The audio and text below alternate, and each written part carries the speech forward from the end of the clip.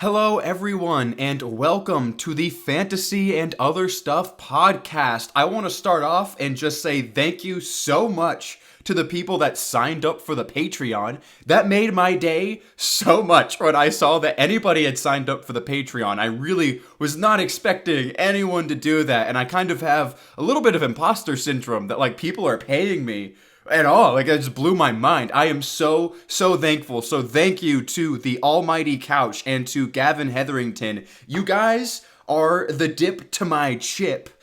That's probably not a great analogy, but I'm gonna roll with it. I'm gonna stick with it. Yeah, that was kind of weird phrasing, but you know what? Thank you guys. I can't overstate. I am so grateful. I genuinely I didn't think that there was going to be anyone on there for so long, which coincidentally has made it so that I was kind of underprepared. I've posted a few things on there now, but I'm going to try and be a little more consistent moving forward with having more stuff on the Patreon and just giving you guys the extra content that you deserve. So yeah, I'm thank you. And for anybody who's listening who's not signed up, what are you doing? What are you doing? It's an exclusive club. It's where all the real Giga Chads go. That's where all the real goobers are hanging out, is in the Patreon. So, yeah, I would be very, very thankful if you signed up for the Patreon. It would make my day even better. So, again, thank you. I'm gonna stop saying that, but I'm very excited now moving forward. I'm reinvigorated with a passion to get everything started. So, in that same vein, I want to let you guys know what the schedule for the podcast is going to be moving forward. I'm going to have a new episode every single Tuesday. That's going to be a weekly update where I talk about what I'm reading, discuss stuff that I've intaken throughout the week, and just kind of share my thoughts about it. I'm going to try and stay pretty much spoiler free in these episodes, just in case you haven't read some of the stuff that I'm talking about or that I'm watching or whatever.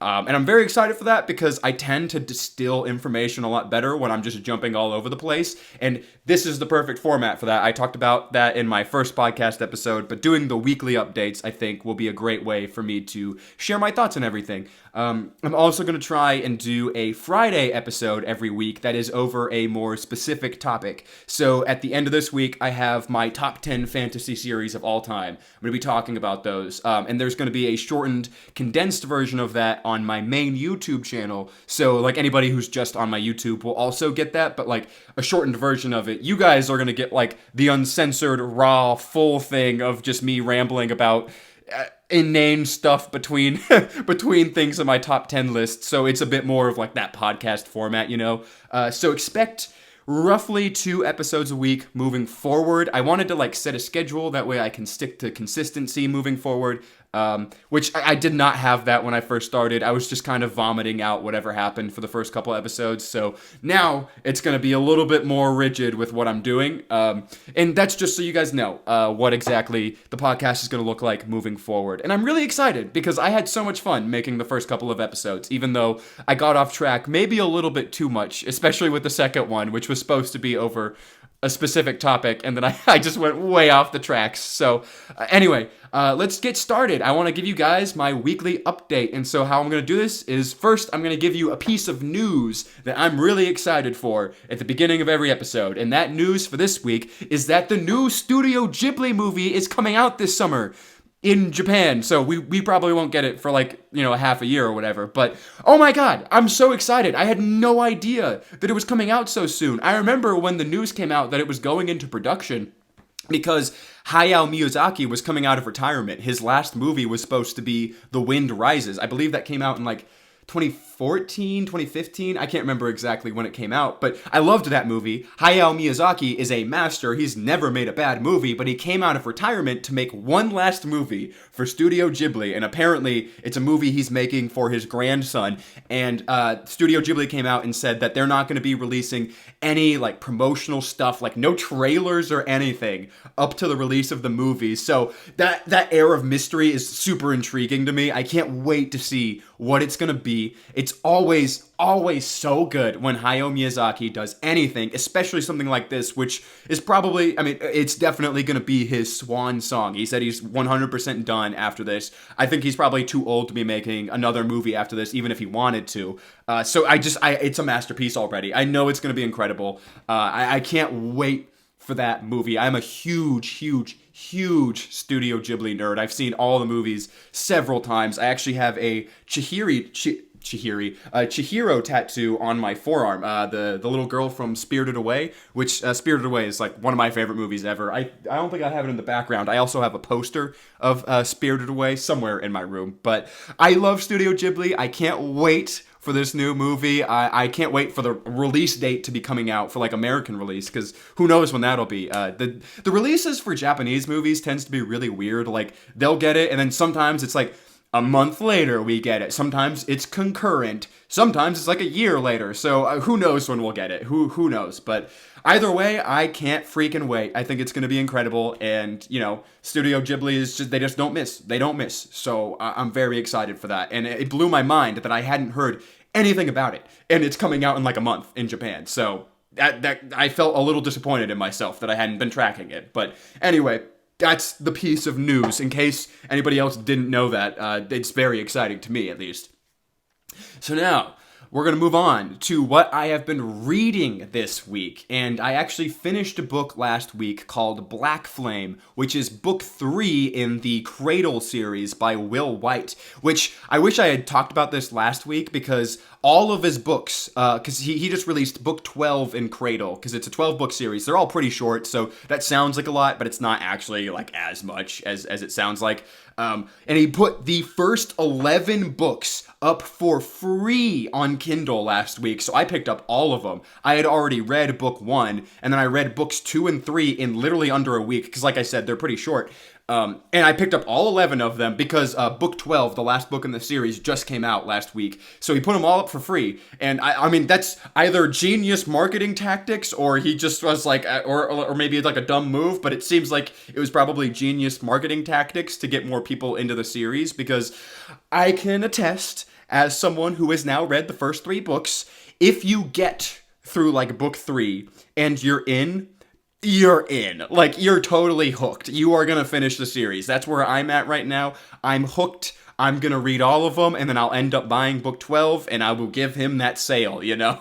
I will give it to him. I'm probably going to want to own physical copies someday. I don't think it's like a masterpiece by any means. It's not some crazy, amazing piece of literature, but man, it is addictive. So for anyone who doesn't know, I'm going to give you like a brief little pitch of what Cradle is. Cradle is essentially a shonen anime in prose form. That's like the best way that I can describe it. It has this magic system called Madra that people like cycle through their body. It's like this spiritual energy that they can like condense and form into all these different attacks and stuff. It's basically chakra from Naruto. If you've seen Naruto, it's very, very similar to that. And actually the aesthetics are very similar to Naruto. Also, it has like East Asian influences. It has, you know, a progression system. That's really what draws people in, is it's a character who starts at level 0, essentially, and the first 3 books, at least, are a lot of him. It feels almost at times like you're watching someone like grind for experience in a video game and like level up and become stronger. Except for it's like way more epic than that, like way more exciting than that. And there's actually some really interesting characters that get introduced. There's amazing fights. The first book is okay. There's a reason I had read it and then like not continued. I read the first book probably 6-7 months ago, and then like I had not touched the series because the first book's like fine. It's like, okay, it introduces you to a lot of what the world is. It introduces you to the magic system and like explains everything and sets up the character's journey. But like, it's not like great. It's like a fine book. Good thing about that is that it's only like 230 pages. Like, it's a really fast read. Book 2 I thought was fine. Like, I thought it was like a good book. Definitely didn't blow me away. Book 3 hooked me in. I really enjoyed book 3. It wasn't that drastically different than the first 2 books, but it felt like the main character was getting a lot more agency, and he actually was like able to, you know, fight people without getting his ass kicked, because when he first starts, he's so weak and so pathetic that like anybody can throw his ass anywhere, you know. So finally having him reach a point where he's able to like hold his own really drew me in. And then he gets caught up in a lot of the inner workings of the world, because there's a lot of politics that are introduced that he gets like kind of caught up in, and it means he has to fight certain people, and it's really exciting stuff. And it's something I really enjoy about this series is that very early on, Will White introduces you to sort of the greater stakes of what's going on, and you can kind of see where eventually the main character may go in terms of power and in terms of what would be at stake. According to his actions. And I think it's really interesting that he chose to do that all the way in book 1, and throughout the next couple books, like, you keep getting flashes of it, but he never gives you the full picture. And I think that's meant to sort of give you the hook, like I said, to keep you going and being like, how is he going to get to that point? How is he going to get so strong that he's doing what these people are doing? And how is he going to get caught up in this overarching story, considering he's just like a normal person when he's first introduced? So I'm really, really enjoying the series, and I highly recommend picking it up, especially if you're a shonen anime fan.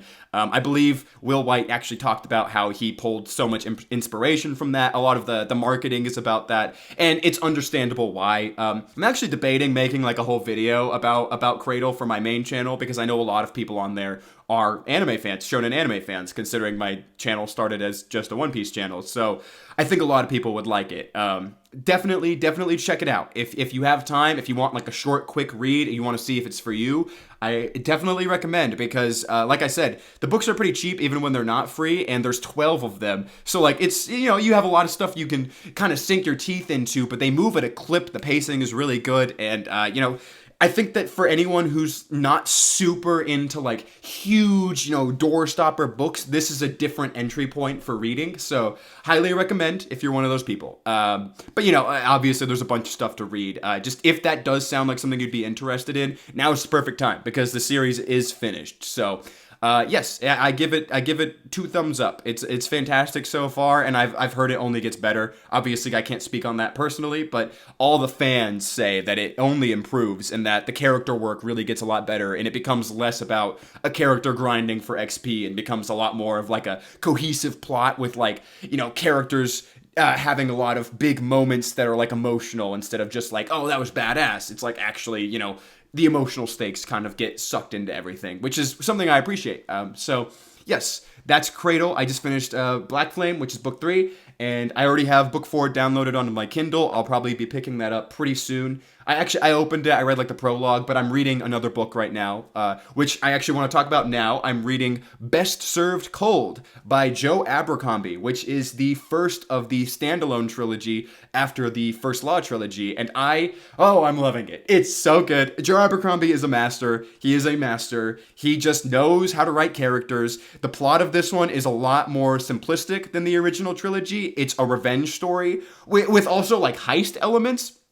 At times it feels like very Ocean's 11, like it's assembling a crew, and they all have their own roles, and they all do their own things, and they all, you know, accept begrudgingly because she's gonna pay them money, and they all have their own things, and it's literally the meme from Rick and Morty, you son of a bitch, I'm in. That's literally how most of the conversations have gone. And it's so fun, but like also really dark, and there's like horrible like scenes of just like mutilating people who like wronged her, because it's a revenge story. The main character essentially, beginning of the book, and this isn't a spoiler, it's literally the opening chapter, she gets betrayed by this person she's working for. She's a mercenary, and her whole body is just like destroyed, and they like kill her brother, and she vows revenge on these 7 people who were in the room when she was murdered and who let it happen. And so it's all about her hunt for revenge, and it's awesome. It's awesome. Also, if you've read the original First Law trilogy, there's a lot of like cool Easter eggs. There's characters that show up from the original trilogy, and none of them are like, I mean, there's like a couple that were like minor side characters in the original trilogy that are main characters in this one, but some of the main characters from the original trilogy show up as like minor side characters and have brief scenes where you see them, and that's really fun. There's a specific character, I'm not going to say who I just read a scene with them, and I thought it was fun because it just fit so well with the way they acted, but like, they just had like a brief little scene, and it did so much for me. I was so excited. I was like, oh my god, there they are, that's that person, and I really love when an author can do that, without, you know, having that take the focus away from like the self-contained story. So I would recommend, if you're going to read Best Served Cold, read the original First Law trilogy first. You don't have to, technically. If you don't want to, you don't have to. The story works on its own. You aren't going to be missing anything major. But reading the original trilogy first will add a little bit of spice, a little bit of flavor to your experience. And I feel like it wouldn't be quite the same. But, it would be fine. Like, you can read Best Served Cold, and it's still going to be great. It's still a good book, but it's not quite as flavorful, I guess. It would be like eating chicken with like half the seasoning on it. That's probably not a great analogy either, but it's something like that. It would be like eating plain vanilla ice cream. That's not, no, I'm gonna stop the food analogies. That's not right either.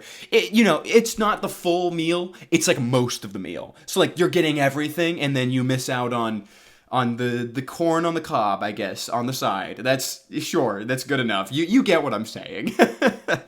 But I'm loving it. I'm like almost halfway through. I'm probably going to finish that pretty early on in this week. I have a feeling the back half of it is just going to fly by for me. And then I'm going to take a break. I meant to read The Wheel of Time, Book 6, Lord of Chaos. I actually started it, and then I just wasn't feeling it. I wasn't in the mood for it. It's very thick, very heavy. There's a lot of exposition, a lot of characters just talking, and a lot of descriptions, and I just wasn't in the mood for that. I'm not just DNFing it. I actually still have it on my shelf. I still left my bookmark in where I'm at. I remember what's happening in the story. I'm going to pick it back up. But man, sometimes the pace in The Wheel of Time is a bit plodding.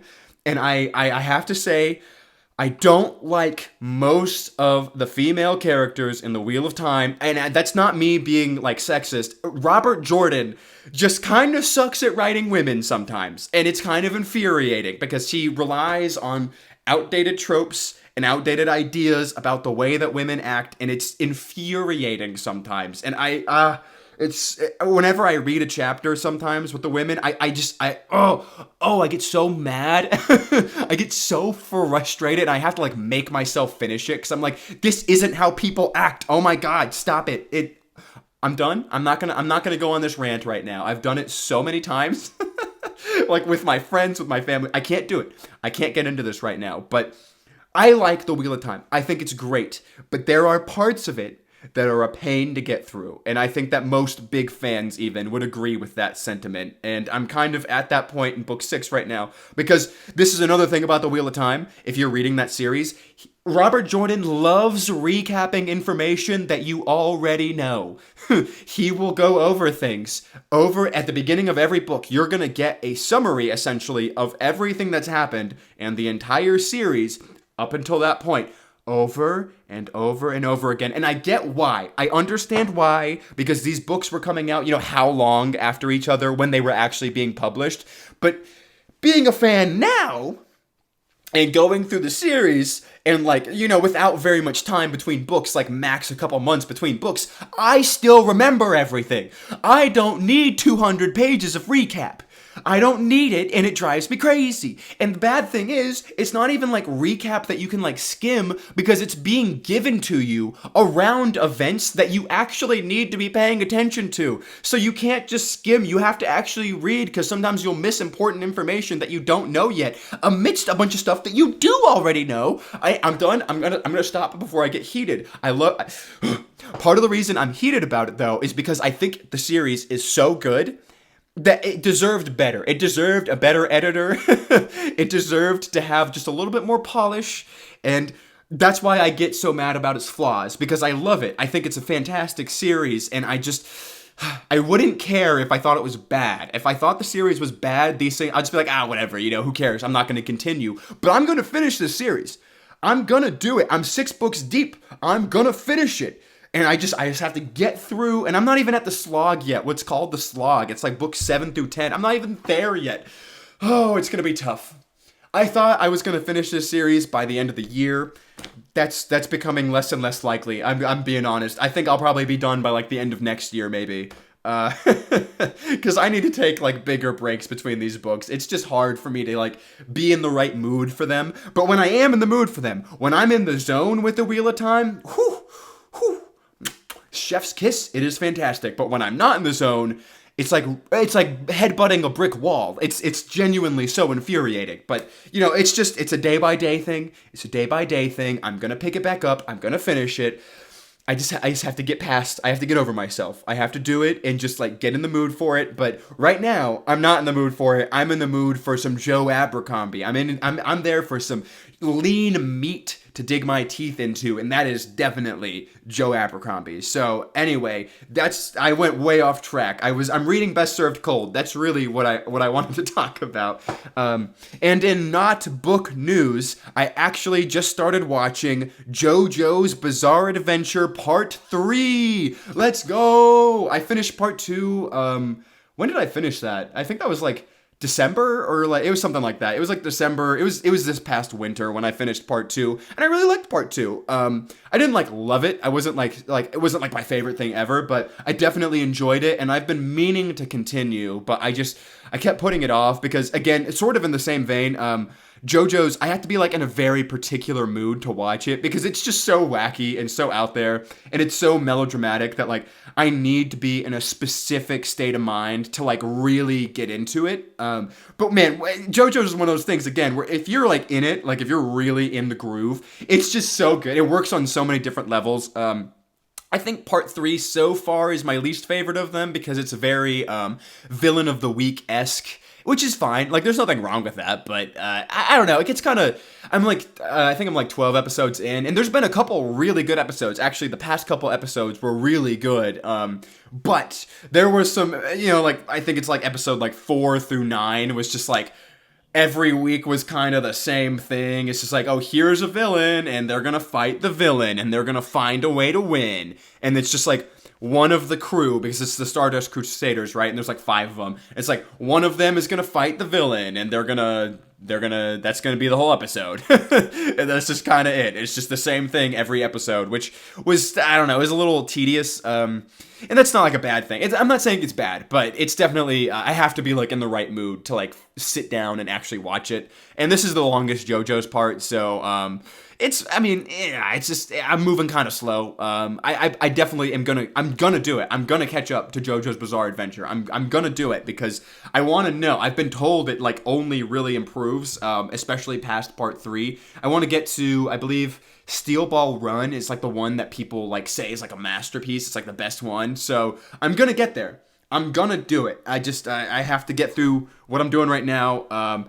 And that makes it sound like I'm not enjoying it, but I am. I am enjoying JoJo's Bizarre Adventure Part 3, but it's not always my taste, It's not always right where I want it to be. But yeah, I'm starting that. And in other news, if you're a Brandon Sanderson fan, which if you're listening to my podcast, you've probably already heard me talk about him several times. The new Stormlight Archive book that he's been writing is over 50%, which is very exciting to me because I love the Stormlight Archive. It's in my top 10 favorite series of all time, and I saw that news and I got really hype. That book's supposed to be coming out at the end of next year, which is... I'm going to end up rereading the entire series before then because if you don't know this, if you haven't, or if you're reading it right now and like you're not super far... Stormlight Archive is going to be 10 books, but the first 5 books are going to be like their own self-contained story, and it's going to be like Stormlight Archive Part 1, right? And so like you could just read that, and then you don't technically need to continue, at least according to Brandon Sanderson. We don't have book 5 yet, but and then books 6 through 10 are going to kind of be their own story. That's like a continuation, but that like technically you could just read the first 5. And what he's writing right now is book 5. So when that comes out, it's going to be the ending of Stormlight Archive Part 1, which is really exciting because, I mean, it's a massive book series, and for it to be done with any part of it, it's going to be awesome. So seeing that he's already there, I mean, the guy is a goddamn printing press. It's genuinely insane. I watch his like weekly update videos, and it's just like, putting into perspective, he gives like a percentage in his videos. It's like, oh, Stormlight Archive moved up 3% this week or whatever. And that doesn't sound like a lot until you realize that he's writing like 500,000 words for this book. So 3% is a lot of writing. That's a lot of work that he puts in for just 3%. That's a lot of time spent at the keyboard. And the man does it consistently. He moves up consistently every single week. And I can't wrap my head around it. I don't understand how he has time. He's a professor too, also, and he has like a podcast. Like, how does he find the time? And he has children. Like, how is that possible? Somebody tell me. I wish I could be that productive. It takes so much energy for me to just sit here and do this. It takes so much energy for me to do anything. How does he do it? I can't understand it. I don't understand how human beings can do that, but you know, he exists and he does it. So I guess it's possible. Oh my gosh, another thing. This is totally different from what I was just talking about. The new Spider-Man movie. If you haven't seen Across the Spider-Verse, if you haven't seen Into the Spider-Verse for that matter, the first of the Spider-Verse trilogy, go watch it now. It's so freaking good. I know you don't need me to tell you this. If you've already seen it, you don't need me to tell you this. If you've been on the internet at all, you don't need me to tell you this because everyone's talking about it. But I'm gonna throw my hat in the ring here.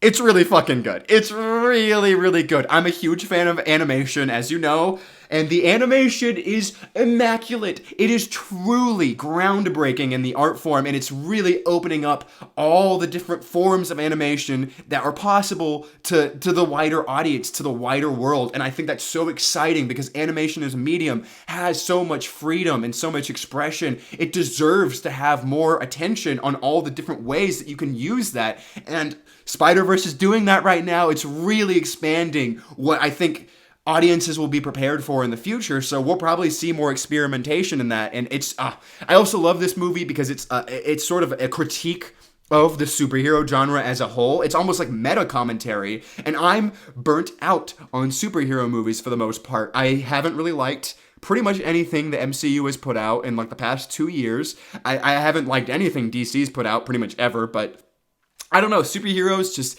they've been feeling stale to me, and I don't think they're like bad. Again, I'm not an MCU hater. I definitely don't think they're cinema, like I don't think they're some works of art, but they don't need to be. I don't want them to be that. But I also don't want them to just be rehashes of like a movie we've seen a million times, you know? I don't want all of them to be the same, which is what they've become, and I don't like that. And this is taking that idea and dismantling it and kind of turning it on its head and asking why do they all need to be the same? Why can't we change the way we tell these stories? And I really appreciate that. I think that the message that they're driving home, the diversity in the movies is phenomenal. The just the breadth of everything they contain, all the different cultures that they bring in, all the different ideas and perspectives. It's truly I think it's what maybe one of, if not the best superhero movie I've ever seen. I will just go ahead and say that. I think it's phenomenal for everything that it's accomplished, and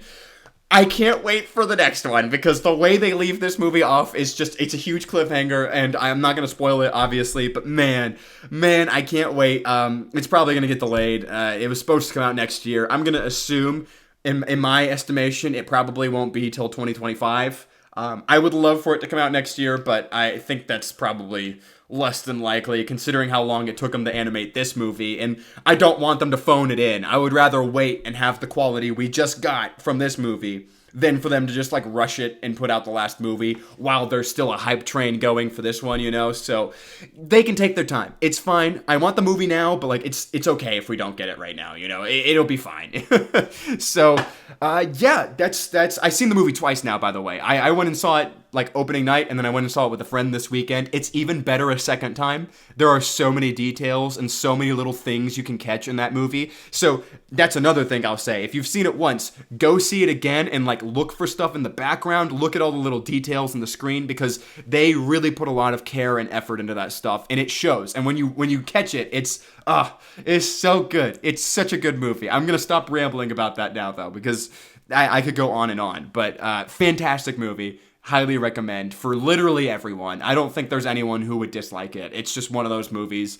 It seems to be universally beloved. I don't know anyone that's seen it yet that didn't love it. So, yeah, get on it. If you haven't seen it yet, get on it. What are you waiting for? You silly goose. You silly little goose. You what are you doing? Why aren't you going to the cinema, huh?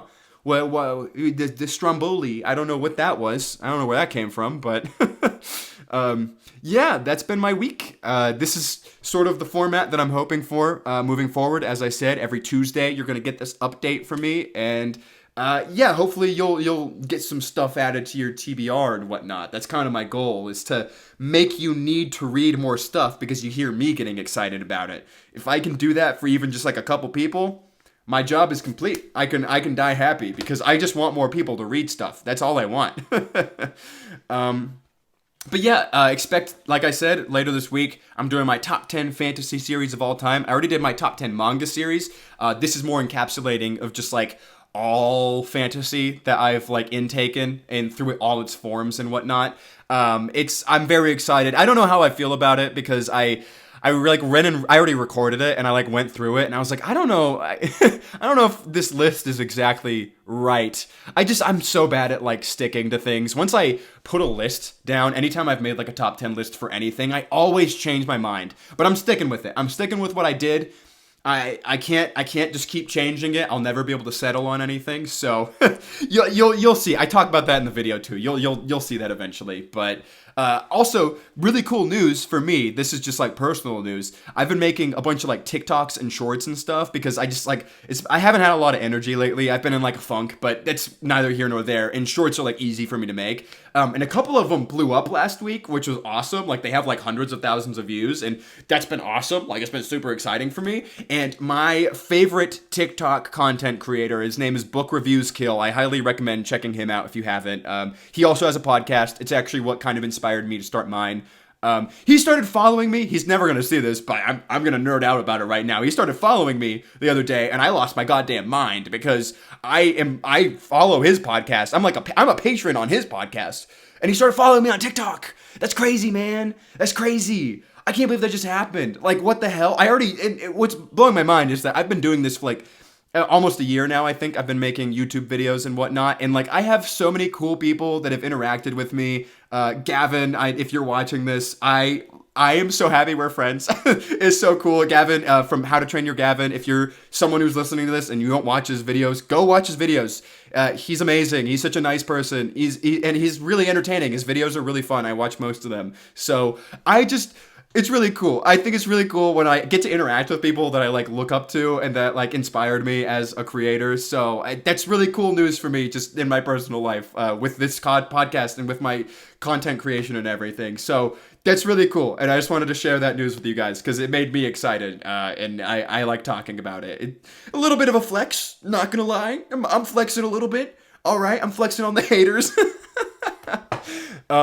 But yeah, okay, I'm gonna stop rambling here. This podcast episode will last forever if I don't shut up now. So I will see you guys on Friday with my top 10 list. But until then, I hope you're happy and healthy. I hope you're doing well, and I'll see you next time. Bye-bye.